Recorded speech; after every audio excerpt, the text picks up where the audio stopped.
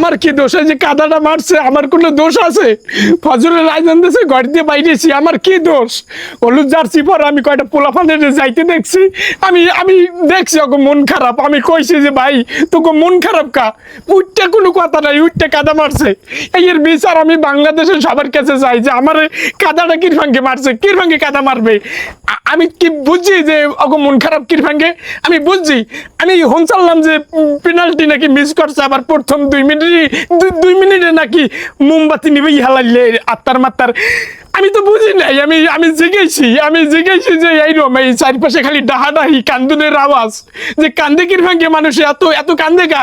পোলাপানের আমি একটু ডাক দিছি যে দাঁড়া, আমার কি দোষ? আমি তো সবাই নামছি, ফজরটার সময় আমি রাস্তায় গেছি, আমার কাদা মারছে।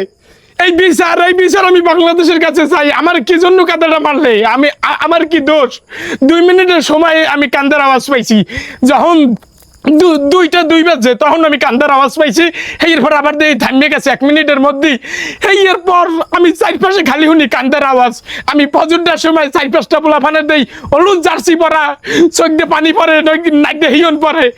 আমি খালি জেগেছি যে বাবা তোরা যাও কই, তো মন খারাপ কা? উঠতে আমার কাদা মারছে, আমি তো এক দৌড় দিয়েছি, নাইলে আমার শেষ করিয়ে লাইতে। এর বিচার আমি চাই।